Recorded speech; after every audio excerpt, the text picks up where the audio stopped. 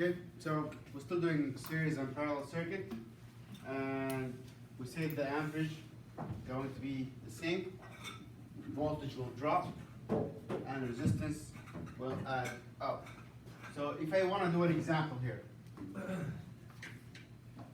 if I have the power here as 120 volts. With this circuit, what would be the total resistance? Yeah, I'm going to add them up. So 3 plus 3 plus 3 equal 9 ohm. What will be the voltage for the entire circuit? 120. What will be the amperage? 120 divided not by 9. That will be our amperage, and that should be unified throughout the entire circuit. 13.3.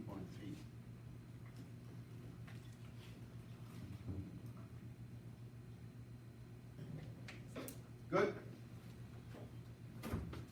So we'll do this example at some point, and eventually if you have to add resistance, it's very simple. You just add them together and that's it. For the amperage, whatever voltage you get from the source is going to be used for the entire circuit. Now, the little bit challenging part is the divided split circuit, which is going to be common. So what will happen to the amperage here? I'm just looking at it.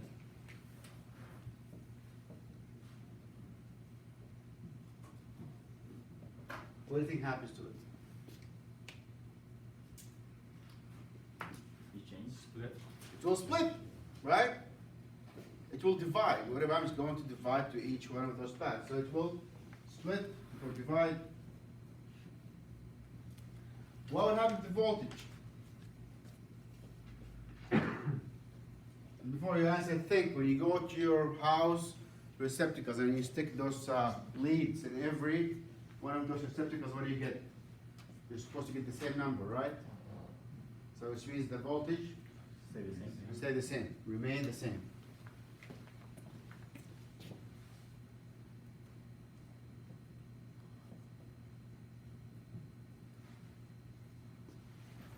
So if I go with my leads and put them here, 120, this is 120. If I go here, 120, 120. Good? And this is perfect because every load will get the voltage that they need. We can keep the voltage consistent. What would happen to the resistance? That's the trick here.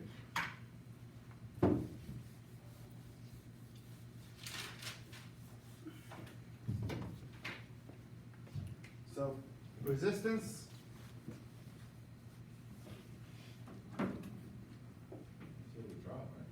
yeah, resistance in the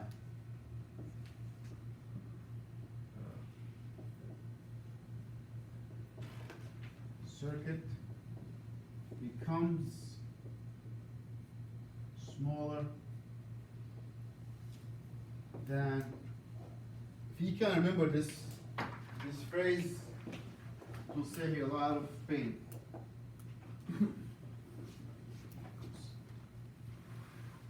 Becomes smaller than the smallest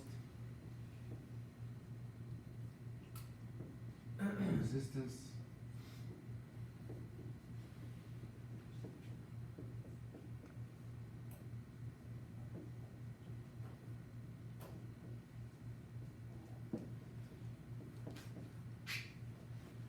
So the resistance, the total resistance of that parallel circuit will be smaller than the smallest resistance in that parallel circuit. So if this is 5 ohms, 2 ohms, and 1 ohm, what do you expect the total resistance, without doing any math, to be?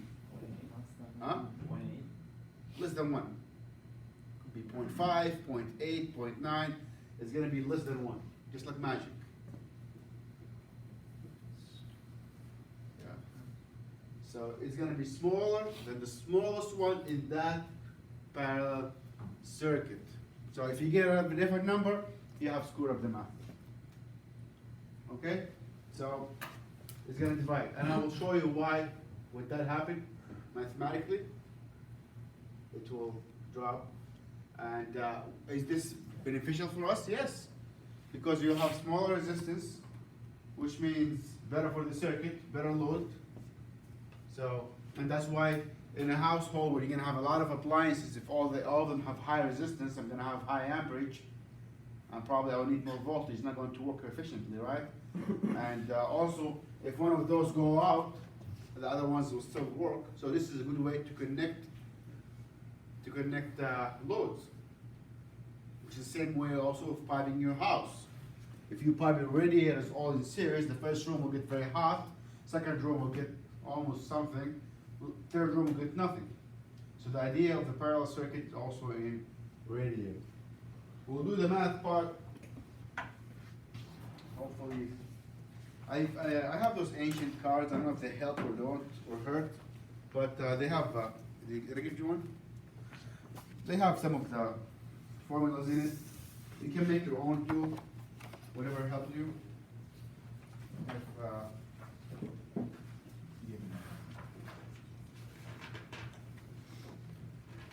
So they have the formula, all the formulas for resistances.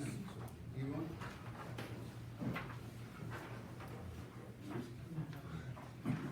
If it's easier, you can make your own and bring it to the quiz or exam. No big deal. So, it has the circle of all the combination of Ohm's law in the front, and it has the resistances in series and the resistances in parallel, and see how they are reciprocals. So we'll do some math about this resistances in series, and that I promise is going to be the most complicated part of the entire course. We need one more. Huh? Yeah. Oh, yeah, I need one. Not sure. So this you can bring with you the quiz. So that's series circuit, voltage drop, we'll talk about that. Voltage does not drop. Okay. We talked about that, more than one path with a flow. Once you see the current split, you know that it's a parallel circuit. And the first thing you do is recognize whether this circuit is in parallel or series. So let's look at this one. Jose, looking at this, you think those are in series or parallel? We follow the L1. As it goes, it's going to split, right? And it goes, and it's going to be a little bit split, and more split, which means it's in parallel. If this goes out, it still works. If this goes out, it still works. So if all three goes out, it will still work. So there's path whether one of them goes out or not. So this is a parallel circuit, and these are big loads, like the fan motor, compressor, and here are big loads. So you want them to be in parallel. Connecting things, mixing up things that's supposed to be in series with things that's supposed to be in parallel can be a problem, especially if we're dealing with safety switches. If you connect safety switches in parallel, what is the point? One of them will go off, the other one will be still going, and it defies the purpose. Okay, let's look at this one here. What about these two here? Are they in parallel or series? Parallel. Parallel. Look at the current, L1, one here and one here. What about those switches? Are they in parallel or series? Series. And those switches control the compressor or the contactor here. And what about this heater and this two components? Are they series or parallel? They are in parallel. Okay. It gets a little bit overwhelming, a little bit. You can go, it depends on just follow the current. This is going here, this is going here, and part of it's going here. So try to trace the current and see where is it going. Okay? Just took that. Don't look at that, don't look at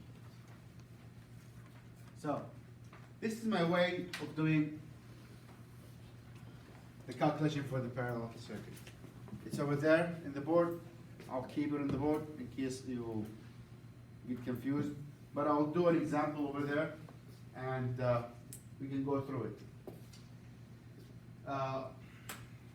There are many ways to do it, but this way I find it the most easier for me and the least complicated, especially if you have more than two. If you look in this card and you look at the resistances in parallel, they don't finish the math. That's when you have three resistances. If you have two, it's not that bad.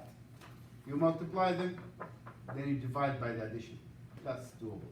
But if you have more than two, it's a little bit involved. So we'll go through the steps one by one and see how does it go. And I'll do this example over here. And you have this example also on Blackboard to guide you through.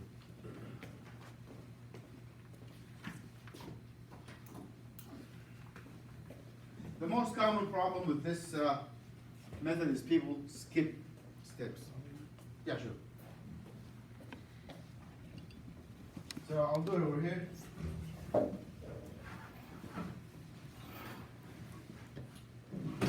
So if I have three resistances in parallel, R1 equals 2 ohms, R2 equals 5 ohms, and R3 is what, 4 ohms. 4 ohms, okay? So this is how I start. I put them like they are in series. I say R total equal R1 plus R2 plus R3. I put the numbers, 2 plus 5 plus 4. Still the same, right? Then I'll do the first thing, which I call flip the entire thing. 1 over RT equals 1 over 2 plus 1 over 5 plus 1 over 4. Good? Second step, I call it divide. Divide. So 1 over T remains the same. 9 out of 10 times when people mess up, they don't carry this the way it is. Just carry it as is. What's 1 over 2? 0.5. I'm changing to fraction, from fraction to a decimal. 1 over 5 is 0.2. This is 0.25. You can use a calculator to go to a decimal in 2 digits. So then add them all together. Then I'll add all these two numbers together. That's 0.95. Good? Then finally, flip again. So it's going to be RT. It's going to be 1 over 0.95. If you leave it this way, then you're good. If not, you can change it back to fraction, which is 1 over 0.95. Again, 1.05. I'll check my theory. Is it smaller than the smallest? Yes. Then I didn't mess anything up. So in the last 5 years, I found this is the most easy way to do it. If you just follow the steps and do not skip any of them. And again, they're always on the board over there. You can put them in a card or bring it with you. Just follow step by step. Use the calculator for this fraction. Add them up. And the last thing, do not forget to divide 1 over that. That's what I mean by flipping. Just bring the numerator into the denominator.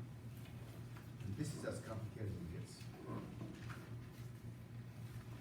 We'll do a few examples and see if you got it or not.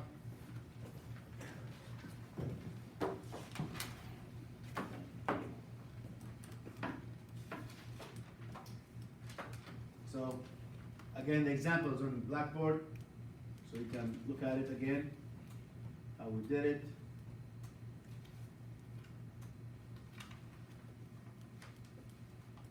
And usually I'm not gonna give you more than 3 resistances. And why is that important? It's not just to torture you or anything. Because it's just to know what resistance to anticipate if you have 3 things in parallel and what amperage are you going to get out of that. So it kind of gives you a keen sense to be able to know what resistance I should be getting. If I have 3 components in parallel, one of them is short, okay, something is up. And it's really good to have this kind of skill when you do troubleshooting. Again, it's just follow the steps and see if you can do it or not. We'll do a few examples and see how does it work. Voltage drop, voltage does not drop, so voltage remain the same. Again, you can put that on a card somewhere and just remember, in parallel circuit, the voltage remain the same, and also the amperage going to split, and so on. Then we have a series parallel combinations, what we had before. Some things are going to be in series, and some things are going to be in parallel, which is kind of similar to what we have here. We have some switches are in series, but this circuit and this circuit, these two are in series, right? And these components here are in series. But what about this circuit and this circuit? They are in parallel to each other. Okay? So just to identify how things are and how things are wired. When we wire things in series, you're gonna wire them all to the hot line. The hot is gonna go from one to another, inside and out, inside and out. And it will make more sense when you do it on the board. And you wire 3 light bulbs in series, and you see how they dim, and they do the measurement. We'll do that next week. And also, I will have you do the math as well, so you can just confirm what happened. We'll do the math beforehand, and we'll go there and calculate, and we'll see, yeah, okay, this is what we got. You'll see how actually it's going to match up a little bit. It will match up a lot. It's very interesting. Applications, diagrams, you know, do a lot of that at some points. Companies. So let's do some examples on the board about few, I'll do one more example with parallel and series circuit and have you then do another one.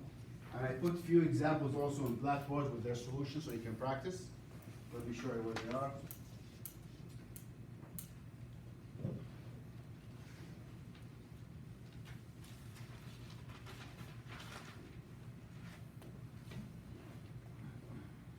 So if you go under references,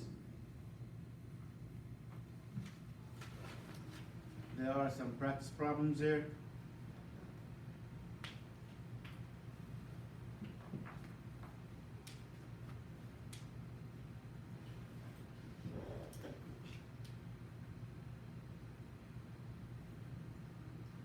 That's one.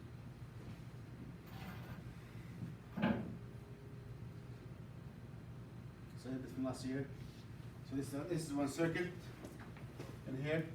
So are these in parallel or series? What about this circuit and this one? Series. So again, each time I will show the circuit and ask you about what it looks like. You can practice and the solution is there.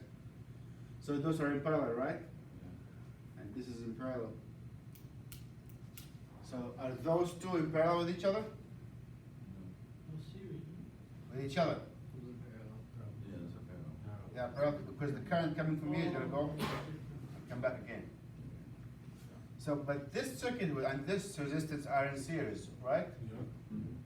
Then what about this? The current keep going, it's one current, and then it divides, and those are in parallel, and it goes back again. So this circuit and this circuit are in series with each other. So let me pick on what complicated one I'm doing with you.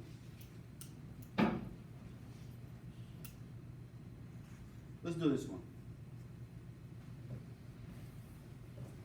I will.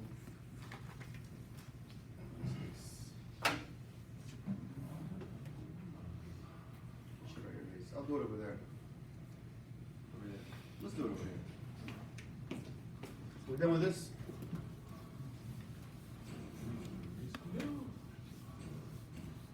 Send the papers.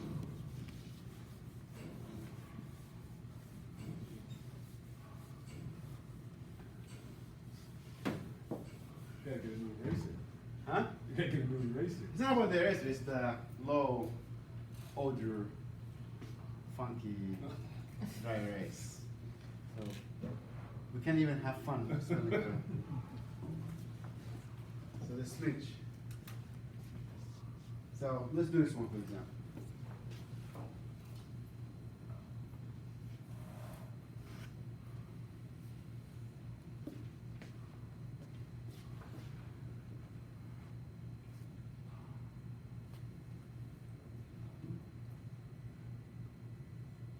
So these are resistances, right? And we have here 1 kilo ohm.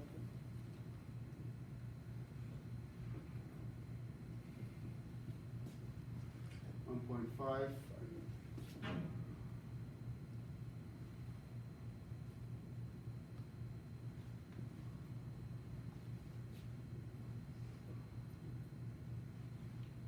This is 118. Okay, so first thing is to know where is, let's see, the current is going this way, it's AC, plus or minus, current is going this way. So we have to identify what's going on here. This is in series with the circuit, one current going through it, we're good. It's kilo ohm. What does ohm law like? Kilo ohm or ohms? Ohms. So eventually when I get the total ohm though, I can change it, but leave it at kilo ohm because it's easier for the math. But it's more realistic to have kilo ohm. So this is 0.5. And what about here? So now the current is going this way. Follow the current. Is dividing here. So those two, are they in series or parallel? Series, for sure. So I'm going to get the total for that right off the bat, which is what? 2 kilo ohm. Okay. And those two? Series. So 3.5 kilo ohm. Okay. And the 2 kilo ohm and 3.5 are in parallel. So I will do this first to get one resistance out of that. So I'll say R total equal 2 kilo ohm plus 3.5 kilo ohm. I'll do the first thing, which is flip 1 over RT, 1 over 2. Don't forget it's kilo ohm, right? Plus 1 over 3.5 kilo ohm. This is 0.5 kilo ohm. Plus what's 1 point over 3.5?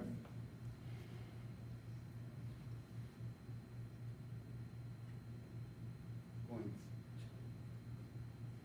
2, 8, 5, 6 kilo ohm. I'm going to add them together.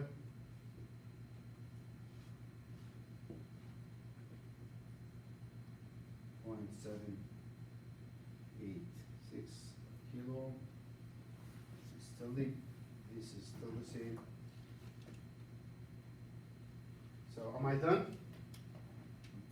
No? I'm gonna have to flip the whole thing and say RT equal 1 over 0.786. So 1 divided by 0.786. Get 1.2 kilo, which is smaller than the smallest in the parallel circuit. I'm not going to go to this one because I'm comparing now these and these, right? The total in the parallel circuit. So get my resistance. Okay. So what is the amperage? Voltage over resistance. So 118. And what is 1.2 kilo ohm? 1200 ohm.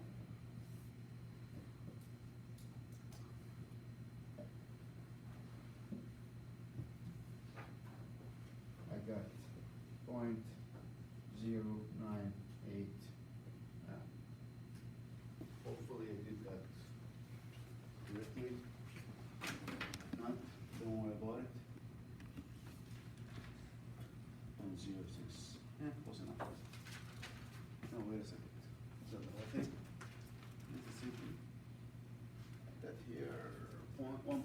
5K for the whole thing.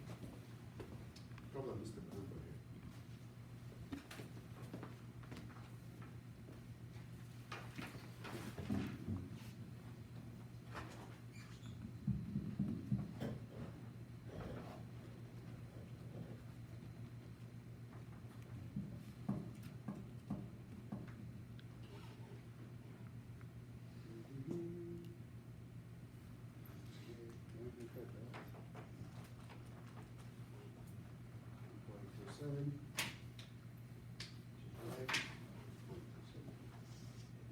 Yeah, this is wrong. It should be 1.27 here. 1.27. Oh, I forgot to add this one. That's why.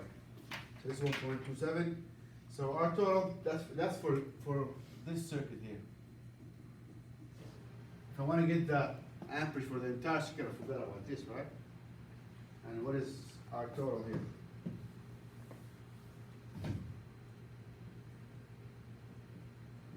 Is whatever we got from here, which is 1.2 plus this one, right?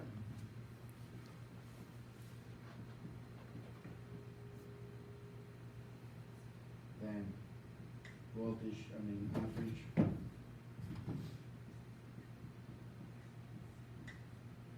Resistance. So 180 over 1.7. Hopefully there's right this time. It's gonna be around.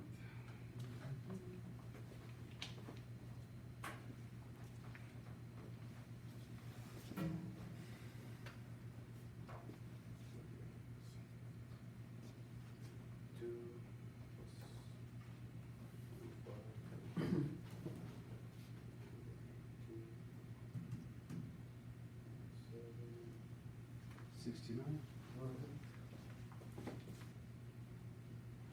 1.6 cents.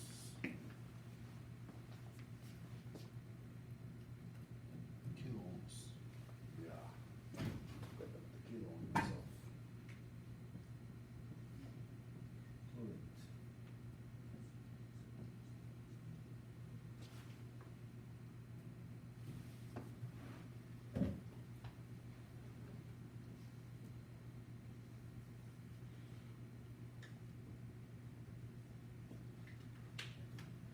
Okay. That's how this is one of the most complicated ones. You can try to practice a little bit. If you don't get it, it's not the end of the world. It's not the whole course, not about adding resistances in parallel and series. It's only a small portion of the course, so, but it's good to have this kind of skill under your belt. Question? It was more for, I forget how it was worded. Why do you not round up when you're doing, decimals? Usually if it's after, above 5, you round up. Okay. Yeah. And I'm not very stickler about those numbers, more than the methodology, to be honest. Yep. So I just chunk it out, but I don't really, doesn't matter that much, just to get the idea of No, how I it's just done. saw you wrote, 0.6 on the board and I saw 6.9 on there. Yeah, probably. So I I was just- thinking 7, but Yeah. either way it works. No big deal. Just a question. Yeah. And again, if you find it very, very complicated, again, it's not, the entire course does not depend on whether you mastered it or not, although I really rather that you know that, because I had a lot of electricians here who told me that's really important. And so we can do some practice on that. There's, I think, 8 problems in here, so you can look at it. What was that again? Resources? you said? Huh? Where was it again? References. Reference. So if you go under references, probably you'll find that. Just practice. And let's go. Yeah, under references.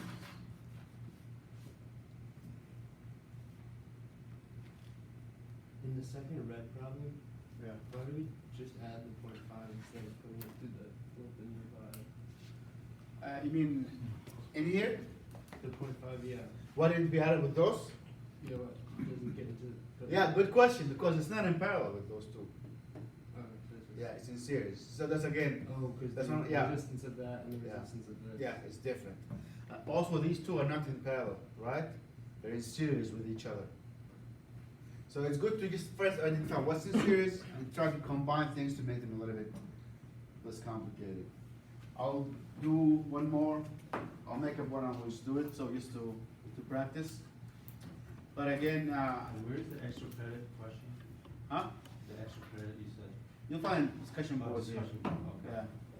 So I put some stuff here, just to get some extra credit and get your curiosity going. All right, so let's. I'll do another problem. Ask me questions. You find this doable? Following steps, and again, you can have the steps with you. You write them down, bring them to the exam. So the first thing we have to do in any circuit is identify. Is it in parallel or is it in series? I try to reduce the confusion. So okay, if this is here, if those two are in series, I'm gonna combine them together and make my life a little bit easier, and always follow the parent. So I'll do one more example, and I'll have you go again. It's not gonna be in quiz 2; it's gonna be in quiz 3. So I have plenty of time to practice doing this. So I'll make up a question and we'll do it together. I'll make up one for you to practice on.